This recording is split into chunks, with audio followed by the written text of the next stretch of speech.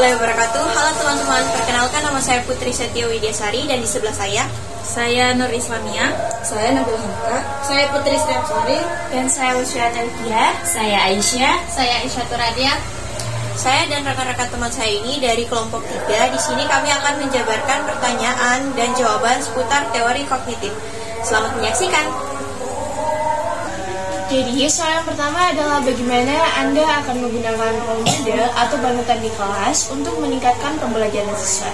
Nah, dalam modeling proses pembelajaran, tidak hanya menunjukkan sekedar peniruan atau mengulangi perilaku model, tetapi di dalam proses modeling, observer terlibat dalam penambahan atau pengulangan tingkah laku yang teramati, mengorganisir berbagai pengamatan yang sekaligus melibatkan proses kognitif. Dalam modeling, pengamat harus mempunyai kemampuan untuk menirukan perilaku dari model yang diamati. Modeling ini akan efektif jika orang yang mengamati mempunyai motivasi yang tinggi untuk meniru model yang diamatinya. Nah, seperti yang kita lihat dalam kehidupan sehari-hari itu, ternyata tidak semua model itu bisa dibilang efektif. Jadi, seorang pengamat itu akan lebih tertarik kepada model atau seseorang dikarenakan beberapa faktor. Jadi faktor yang pertama itu ada similarity.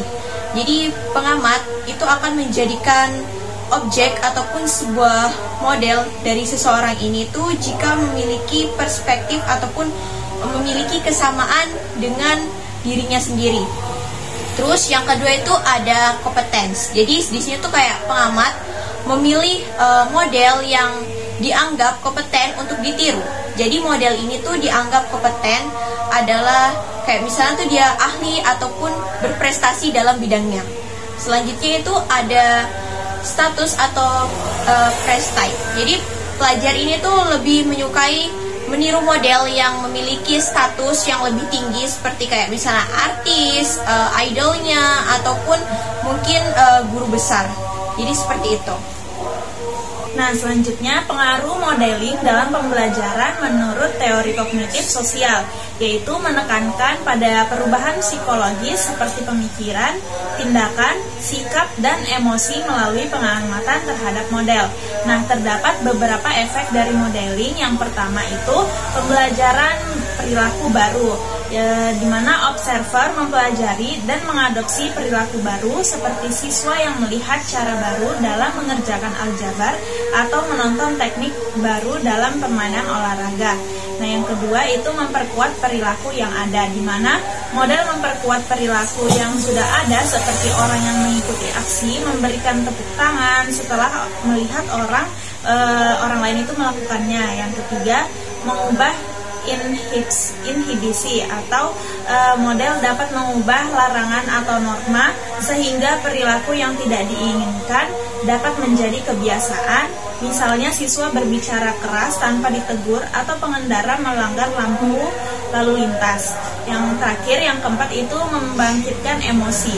Nah, emosi dapat ditransfer melalui modeling seperti guru yang mengajar dengan antusias dapat mengakibatkan semangat belajar murid. Nah, sementara dosen yang tidak memperhatikan murid dapat membuat suasana belajar tidak kondusif. Nah, terkait pertanyaan dan sesuai penjelasan teman-teman tadi, maka cara menggunakan role model para siswa agar mereka dapat meningkatkan pembelajaran siswa, maka kita harus menunjukkan contoh-contoh nyata dan perilaku role model mereka dalam kehidupan sehari-hari. Misalnya bagaimana mereka menghadapi kesulitan dengan sabar atau bagaimana mereka membantu temannya. Soal yang kedua, yakni bagaimana interaksi sosial dapat meningkatkan pembelajaran siswa di kelas.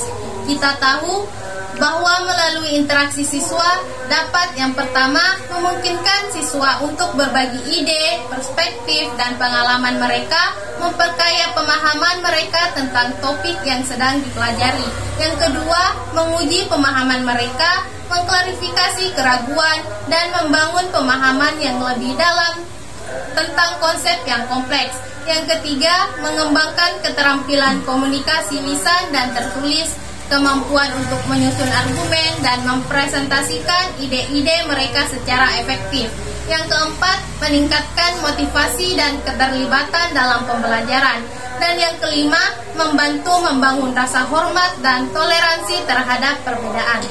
Nah, adapun beberapa cara untuk meningkatkan interaksi sosial di kelas. Yang pertama, diskusi kelas yang teratur, di mana diskusi kelas yang teratur ini mendorong siswa untuk berbagi ide, bertukar pikiran, dan membangun pemahaman bersama.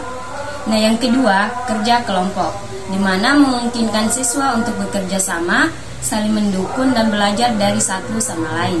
Yang ketiga, proyek kolaborasi, di mana mendorong siswa untuk bekerja sama untuk mencapai tujuan bersama, mengembangkan keterampilan kerja tim, dan membangun hubungan positif. Nah, yang keempat, kegiatan sosial seperti permainan, acara, dan kunjungan lapangan dapat membantu siswa untuk membangun hubungan dan mengembangkan keterampilan sosial. Baik, dengan menciptakan lingkungan kelas yang mendukung interaksi sosial yang positif, guru dapat membantu siswa belajar lebih efektif dan mengembangkan keterampilan penting yang akan bermanfaat bagi mereka di sekolah dan di kehidupan mereka. Soal yang ketiga adalah berikan contoh situasi di mana siswa belajar dari pengamatan terhadap perilaku guru atau teman sekelas. Nah, belajar dari guru, cara yang pertama adalah guru yang antusias dan bersemangat.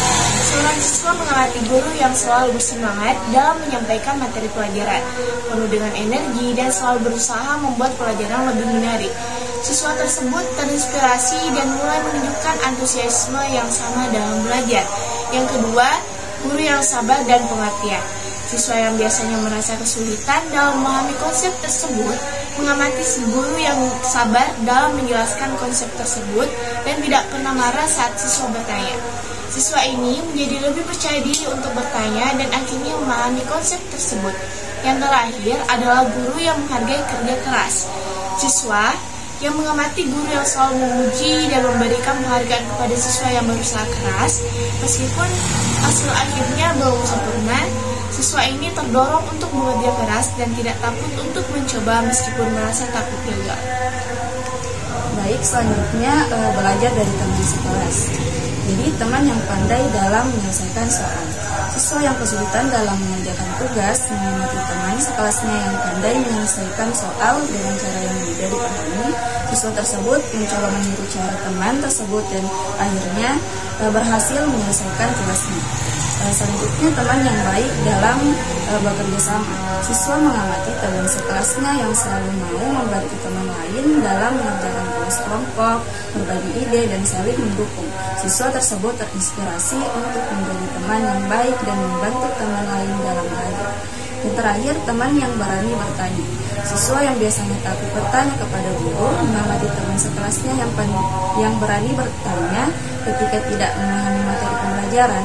Siswa tersebut terinspirasi dan mulai berani bertanya ketika merasa kesulitan. Itulah tadi penjabaran seputar jawaban serta pertanyaan dari beberapa soal terkait materi kognitif. Cukup sekian dari saya dan rekan-rekan saya. Wassalamualaikum warahmatullahi wabarakatuh. Bye-bye teman-teman.